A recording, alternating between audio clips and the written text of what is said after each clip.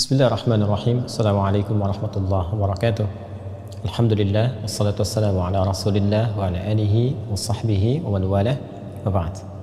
Saudara-saudariku dimanapun Anda berada, dulu sejak zaman jahiliyah, masyarakat Arab tempo dulu berusaha untuk membentuk kelompok-kelompok kecil yang menyebar ke seantero tempat di wilayah padang pasir untuk mencari sumber air dan menyiapkan tempat-tempat tertentu, penampungan-penampungan air sebagai persiapan menuju bulan ke-9 yang begitu terik, begitu panas membakar sehingga berpotensi menjadikan sumur-sumur air menjadi kering dan aktivitas juga menjadi terbatas.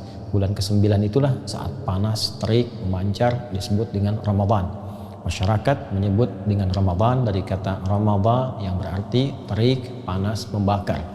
Jika kita ingin jadikan bentuknya superlatif, lebih meningkat lagi, lebih membakar lagi, maka tambahkan alif dan nun di ujungnya.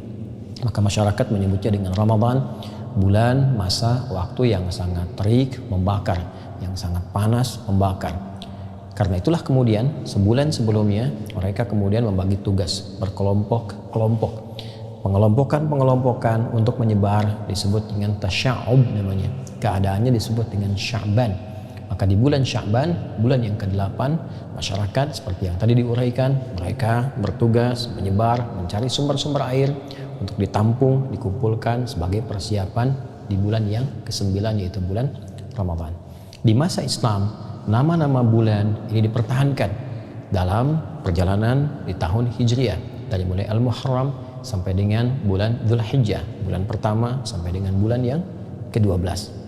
Menariknya, pada bulan Sya'ban sampai dengan bulan ke-Ramadan ada pergantian kembali, ada pelebaran dari makna. Yang dulu maknanya lebih kepada menunjukkan suasana, iklim, cuaca yang panas membakar, yang terik luar biasa, maka secara metafor makna itu dibawa dalam nilai-nilai syariat, dalam nilai pendidikan spiritual. Orang-orang yang saat Ramadan mau meningkatkan amalnya, membangun ketaatan, meninggalkan maksiat, bertobat dia kepada Allah, maka Ramadan akan memberikan panas, terik, membakar dosa-dosanya, menggugurkan kesalahan-kesalahannya, mendekatkan diri kepada Allah Subhanahu wa ta'ala dengan taqarrub yang sangat indah sehingga berpeluang diterima amal, diberikan kemuliaan, dan mungkin juga bisa berpotensi wafat dalam keadaan husnul khatimah dan kembali menjadi hamba yang saleh. Untuk itu perlu persiapan. Tidak semua orang yang sampai ke Ramadan boleh jadi mendapatkan peningkatan takwa, dapat manfaat dari taubatnya, bisa terdorong untuk meningkatkan ketaatan. Belum tentu kalau dia tidak sungguh-sungguh, kalau dia tidak serius. Karena itu ayat puasa ketika dihadirkan di ayat 183 di surah Al-Baqarah itu, penghujungnya Allah akhiri dengan kalimat la'allakum tattaqun, agar kalian mampu meningkatkan takwa. Tapi apakah semua yang puasa bisa meningkat takwa? Belum tentu. Karena la'allakum dikenal dengan huruf taraji, huruf yang menunjukkan terpenuhinya satu harapan dengan syarat kesungguhan, keseriusan untuk mewujudkannya. Di antara keseriusan itu, maka citranya secara metafor diambil dari bulan sebelumnya, bulan Sya'ban, bulan ke-8. Saat banyak orang di masa pra-Islam mengumpulkan air untuk persiapan bulan ke-9, maka air berikutnya yang kita siapkan menuju Ramadan adalah air-air spiritual. Air-air yang bukan hanya melapangkan dahaga kita, menghilangkan haus, tapi air juga yang bisa menumbuhkan nilai-nilai ketaatan, yang bisa menggemburkan kembali, menyuburkan kembali hati-hati yang kering. Karena itulah banyak ayat dalam Al-Quran yang menyebut tentang air. Kata alma yang mewakili air saja setidaknya disebutkan 63 kali dalam Al-Quran. Ada yang menunjukkan turunnya air dari langit berupa hujan. Wa anzalna minas sama'i ma'a, kami turunkan dengan keagunganku, kata Allah Subhanahu wa ta'ala, dari langit air, berarti hujan. Khuliqa mim ma'in dafiq.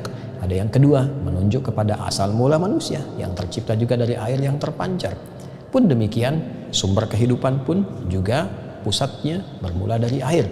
Sumbernya sangat sekali terpusat kepada air.